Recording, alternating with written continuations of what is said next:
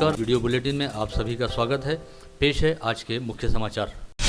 आदिवासी बहुल मेलघाट क्षेत्र के चिखलदरा तहसील अंतर्गत बागलिंगा गांव में एक ही परिवार में सगे भाई बहन रहने वाले दो बच्चों की मौत होने की घटना घटित होने से पूरे गांव में खलबली मच गई है। पूरा दिन खेलने के बाद शाम 7 बजे 5 वर्षीय गायत्री मावस्कर तथा 2.5 वर्षीय रुद्राक्ष मावस्कर ने घर पर लौटकर पानी पिया, जिसके बाद उन्हें चक्कर आने लगा और दोनों ही बच्चों ने तुरंत ही दम तोड़ दिया, ऐसा दोनों बच्चों के माता पिता का कहना है। पता चला है कि दोनों बच्चों का पिता राजेश मावस्कर गर्मी में मुंबई अपने परिवार के साथ काम पर गया था और सोमवार की शाम को ही वो अपने गाँव बागलिंगा पहुंचा। दूसरे दिन मंगलवार को पूरा दिन दोनों बच्चे घर में खेल रहे थे और शाम 7 बजे के दौरान माता पिता ने उन्हें आवाज देकर घर में बुलाया। घर पहुंचते ही रुद्राक्ष और गायत्री ने पानी पिया, जिसके आधे घंटे बाद दोनों को चक्कर आने लगे और दोनों जमीन पर गिर पड़े। बागलिंगा गांव के दोनों बच्चों की मौत होने की जानकारी मिलते ही गांववासी तुरंत मावस्कर परिवार के घर की ओर दौड़े। परिवार वालों ने बताया कि दोनों बच्चे दिन के समय बांध के पानी में नहाने गए थे। संभवतः उस समय उन्हें सांप ने काटा होगा या फिर दोनों बच्चों को धूप लगी होगी। बच्चों के माता पिता का भूमिका यानी तांत्रिक पर काफी अधिक विश्वास है और वे इस बारे में ज्यादा कुछ बोलने के लिए तैयार नहीं है। साथ ही उन्होंने डॉक्टरों को भी अपने बच्चों को देखने नहीं दिया। ऐसी जानकारी टेमरू सोंडा के वैद्यकीय अधिकारी व प्रभारी तहसील स्वास्थ्य अधिकारी डॉक्टर चंदन पिंपलकर द्वारा दी गई।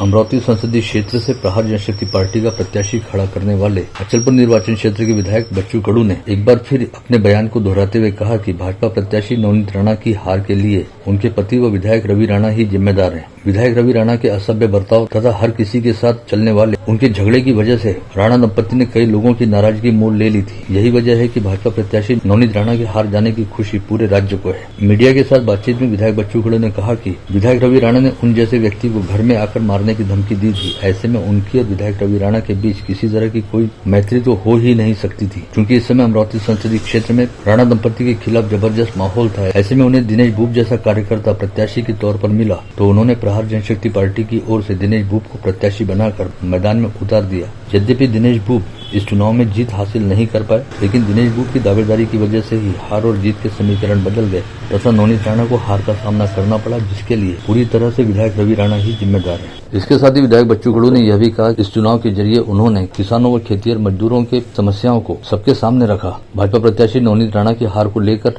विधायक बच्चू कडू ने कहा कि नवनीत राणा को पराजित करना यह उनका उद्देश्य तो था ही, साथ ही उन्होंने यह चुनाव जीतने के लिए भी लड़ा था। इस बार यद्यपि प्रधानमंत्री नरेंद्र मोदी के पक्ष में मत प्रवाह था, लेकिन मोदी के खिलाफ भी कई लोग थे। ऐसी स्थिति में प्रहार पार्टी का प्रत्याशी थोड़ा पीछे रह गया। विधायक कडू के मुताबिक उन्होंने पहले ही स्पष्ट कर दिया था कि जाति धर्म की लड़ाई पर आधारित इस चुनाव में किसानों व खेतिहर मजदूरों के मुद्दे कुछ हद तक पीछे पड़ जाएंगे और चुनाव के समय लगभग वैसा ही हुआ। इसके अलावा विधायक बच्चू कडू ने यह भी कहा कि नवनीत राणा को प्रत्याशी बनाए जाने का खुद भाजपा के ही कई स्थानीय पदाधिकारियों द्वारा विरोध किया जा रहा था और भाजपा के कई स्थानीय नेताओं ने राणा के अलावा किसी भी अन्य को उम्मीदवारी दिए जाने की मांग की थी। ऐसे में खुद भाजपा के भीतर रहने वाले विरोध की वजह से भी नवनीत राणा की हार हुई है। चुनावी नतीजे को लेकर अपनी प्रतिक्रिया देते हुए विधायक बच्चू कडू ने कहा कि अमरावती जिले में लोगों ने काफी अच्छे उद्देश्य के साथ मतदान करते हुए परिवर्तन किया, जिसके चलते बलवंत वानखड़े सांसद निर्वाचित हुए और रिपब्लिकन पार्टी के दिवंगत नेता रासू गवई के बाद पहली बार कोई बौद्ध सांसद अमरावती जिले को मिला है।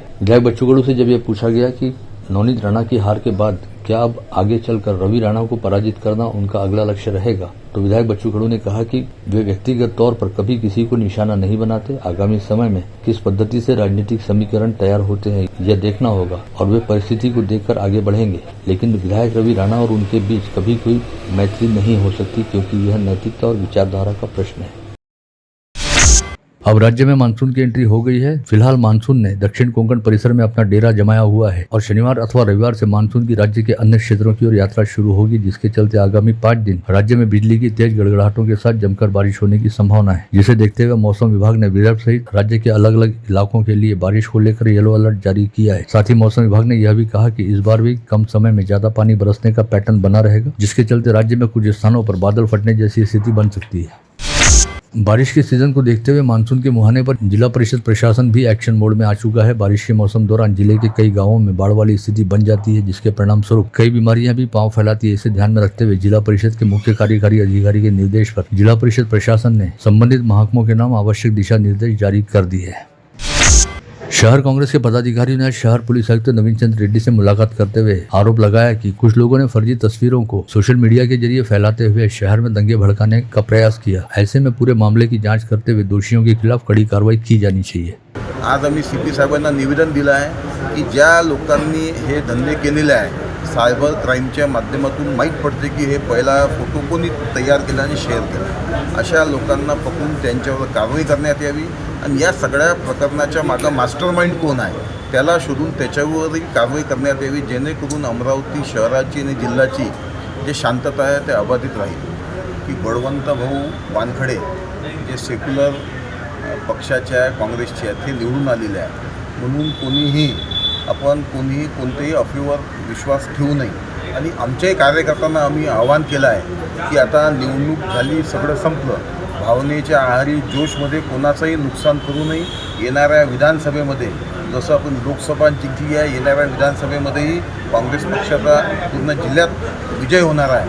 म्हणून कोणत्याही हे जे विरोधक आहे यांच्या कोणत्याही खोट्या प्रचाराला काँग्रेस पक्षाचे कार्यकर्ते असो किंवा सामान्य जनता असो यांनी बळी पडू नये अशी मी सगळ्यांना आवाहन करतो. इसके साथ ही आज भारतीय जनता पार्टी के एक प्रतिनिधिमंडल ने भी शहर पुलिस आयुक्त नवीन चंद्र रेड्डी से मुलाकात की और उन्हें भाजपा के जिलाध्यक्ष व राज्यसभा सांसद अनिल बोंडे द्वारा लिखा गया पत्र सौंपते हुए कहा कि विगत 4 जून को अमरावती शहर में कांग्रेस की विजय रैली के दौरान कुछ लोगों द्वारा जमकर उत्पात मचाया गया था. ऐसे में पूरे मामले की सघन जाँच करते हुए दोषियों के खिलाफ कड़ी कार्रवाई की जाए. राज्य जीएसटी विभाग अमरावती की सर्विस सेल की मीटिंग का आयोजन आज जीएसटी सहायक आयुक्त संजय पोखरकर की उपस्थिति में विभागीय जीएसटी कार्यालय में आयोजित की गई. यह मीटिंग हर 3 माह के अंतराल में आयोजित की जाती है, जिसमें शहर के प्रमुख व्यापारिक संगठन, टैक्स बार एसोसिएशन के प्रमुख पदाधिकारी व मुख्य जीएसटी अधिकारी उपस्थित रहते हैं. नांदगांवपेट एमआईडीसी स्थित Shyam Indo Fab private limited के सैकड़ों कर्मचारियों ने आज कंपनी के गेट के सामने भूख हड़ताल करनी शुरू कर दी. इन कर्मचारियों ने आरोप लगाया कि जनवरी से अप्रैल तक 4 माह का वेतन नहीं मिलने की वजह से उनके परिवार पर भुखमरी की नौबत आन पड़ी है. कैंप परिसर स्थित एक कॉफी शॉप में कोल्ड कॉफी पीने गए 2 युवकों के गिलास में कांच के छोटे बड़े टुकड़े निकलने से ग्राहकों के बीच काफी रोष देखा गया. वहीं शिकायत मिलने पर प्रहार जनशक्ति पार्टी ने अन्न व औषधि प्रशासन विभाग से शिकायत कर इस होटल सहित शहर के होटलों की जांच करने व होटल संचालक पर कड़ी कार्रवाई करने की मांग की. माली समाज 12 बलूतेदार की ओर से आज जिलाधीश को ज्ञापन सौंपते हुए विगत 5 जून को चांदूर बाजार में कांग्रेस प्रत्याशी की जीत पर आयोजित विजय रैली के दौरान महिलाओं के साथ अपमानास्पद व्यवहार व मारपीट जैसी घटनाएं घटित होने की जांच करते हुए असामाजिक तत्वों के खिलाफ तुरंत कार्रवाई किए जाने की मांग उठाई गई. शरद पवार द्वारा बनाई गई कांग्रेस पार्टी की परसों सोमवार 10 जून को रजत जयंती यानी 25 वर्ष पूर्ण होने वाले हैं, जिसके उपलक्ष्य में अहमदनगर जिले में भव्य सम्मेलन का आयोजन किया गया, जिसमें सहभागी होने के लिए अमरावती से भी राकापा शरद पवार गुट के सैकड़ों कार्यकर्ता कल रविवार को अहमदनगर के लिए रवाना होंगे. यह जानकारी राष्ट्रवादी कांग्रेस शरद चंद्र पवार पार्टी के युवा अध्यक्ष विनेश आड़तिया द्वारा दी गई. जिले के ग्रामीण इलाकों में शिक्षा की भगीरथी पहुंचाने वाले महाराष्ट्र शिक्षा समिति के संस्थापक विनायकराव देशमुख के आदमकद पुतले का आज शिराला गांव स्थित कस्तूरबाई जैन विद्यालय परिसर में अनावरण किया गया. अमरावती जिला माहेश्वरी मंडल ने आज एक अनोखा राष्ट्रीय कार्यक्रम रखा. एक साथ देश के कई शहरों में माहेश्वरी सखियों ने साड़ी वॉकेथॉन का अभूतपूर्व आयोजन किया, जिसके तहत अमरावती में रैली प्लॉट स्थित सतीदाम मंदिर से पूजा अर्चना करते हुए माहेश्वरी समाज की महिलाएं शहर के मुख्य मार्गों से होते हुए जवाहर गेट के भीतर स्थित माहेश्वरी राधाकृष्ण मंदिर तक पहुंची, जहां पर आरती व अन्य अनुष्ठान किए गए. श्री माहेश्वरी पंचायत द्वारा 13, 14 व 15 जून को महेश नवमी उत्सव विविध कार्यक्रमों के साथ मनाया जाएगा. उत्सव शोभा यात्रा 15 जून शनिवार को ठीक 5 बजे राधाकृष्ण मंदिर से प्रारंभ होगी, जो नगर भ्रमण करते हुए माहेश्वरी भवन पहुंचेगी. इसके साथ ही इस उत्सव अंतर्गत कल 8 जून से ही विभिन्न तरह के आयोजनों का शुभारंभ हो जाएगा. इस आशय की जानकारी आज यहाँ बुलाई पत्रवार्ता में महेश नवमी उत्सव समिति द्वारा दी गई. हमारा ये आयोजन 3 दिन का रहता है, जिसमें बच्चों के हिसाब से खेलकूद स्पर्धाएँ रहती है, महिलाओं के लिए सांस्कृतिक कार्यक्रम रहता है. यहाँ पर समाज एक जगह एक हो, उस हिसाब से समाज एकता दौड़ का भी आयोजन हम उसमें करते हैं. भगवान शिव जी का राधाकृष्ण माहेश्वरी पंचायत के अंतर्गत ही राधाकृष्ण मंदिर है, तो राधाकृष्ण मंदिर में भगवान शिव जी की जो मूर्ति है उसका महाअभिषेक हम समाज बंधुओं के उपस्थिति में यहाँ पे करते हैं.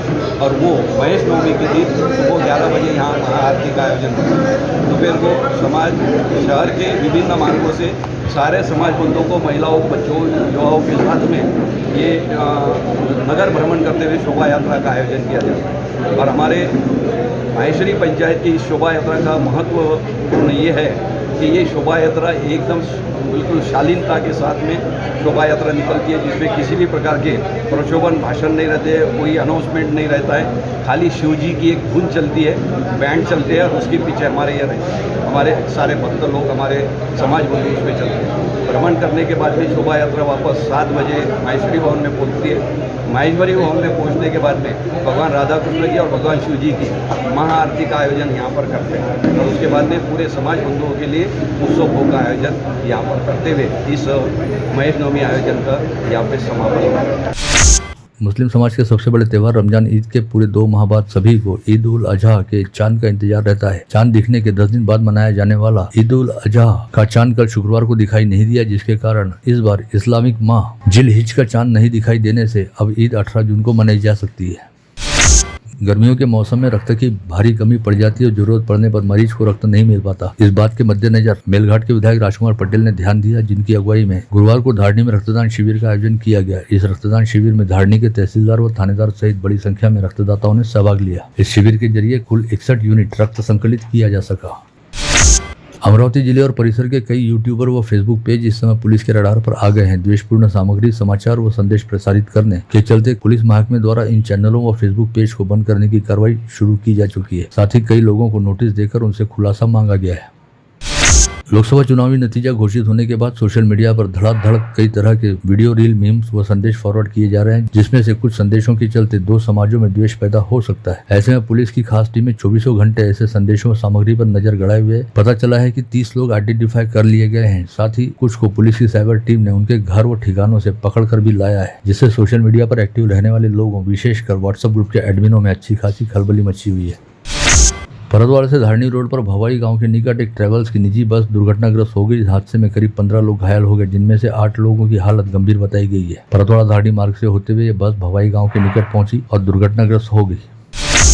अमरावती ग्रामीण पुलिस की अपराध शाखा ने परतवाड़ा घटांग रोड पर गुप्त सूचना मिलने के बाद कार्रवाई करते हुए जिंदा कारतूस के साथ देसी बनावट की पिस्तौल सहित 2 आरोपियों को धर दबोचा। पकड़े गए आरोपियों के नाम मोहम्मद रूबा, मोहम्मद खलील तथा मोहम्मद तौसीफ, मोहम्मद सादिक बताए गए हैं। ग्रामीण अपराध शाखा के दल ने गत रोज एक कुख्यात सेंधमार को गिरफ्तार करने में सफलता प्राप्त, जिसने 2 घर फोड़ी की वारदातों की कबूली दी। साथ ही उसके पास से एक दुपहिया वाहन भी बरामद किया गया। पकड़ा गया आरोपी परतवाड़ा के रविनगर में रहने वाला रोशन सरदार बताया गया है। परतवाड़ा शहर के विभिन्न इलाकों में शुक्रवार 7 जून को 2 शव बरामद हुए, जिनकी मौत उष्माघात से होने का प्राथमिक अनुमान दर्शाया गया है। शहर के सर्वाधिक भीड़भाड़ वाले गुजरी बाजार परिसर में एक और जैसम चौक परिसर में दूसरा शव बरामद हुआ। दोनों मृतकों की अब तक शिनाख्त नहीं हो पाई है। अंजनगांव सुरजी तहसील के कोकरडा परिसर के कृषि पंप के कनेक्शन वाली बिजली लाइन चोरी होने का प्रमाण बढ़ा है। कोकरडा परिसर से करीब 80 बिजली खंभों के तार शातिर चौक चुराकर ले गए। पुलिस मामले की जांच कर रही है। अचलपुर तहसील के पांडरी सालेपुर जंगल में पेड़ कटाई व जंगल में बिना अनुमति प्रवेश करने के चलते 2 लोगों को डांटने पर वन रक्षक को गाली गलौज करते हुए मारपीट करने वाले 2 आरोपियों को परतवाड़ा पुलिस ने गिरफ्तार किया, जिन्हें न्यायिक हिरासत में भेजा गया।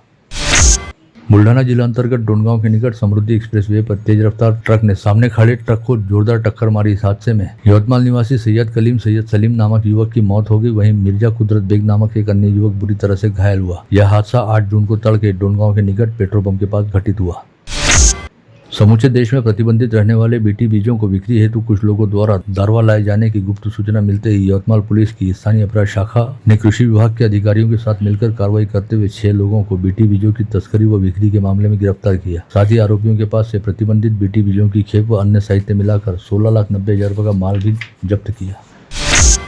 उमरखेड़ शहर स्थित एक ऑटोमोबाइल की दुकान को 3 लोगों ने विगत 27 अप्रैल को आग लगाकर दुकान में रखे माल को जला दिया था, जिसे मिली शिकायत के आधार पर उमरखेड़ पुलिस ने एक ही दिन के भीतर 3 में से 2 आरोपियों को धर दबोचा था। वहीं इस मामले का मुख्य आरोपी विगत 3 माह से फरार था, जिसे पुलिस ने 3 माह बाद उसके इंस्टाग्राम लोकेशन के आधार पर खोज निकाला, जो नांदेड़ में रहने वाली अपनी मौसी के घर में छिपकर रह रहा था।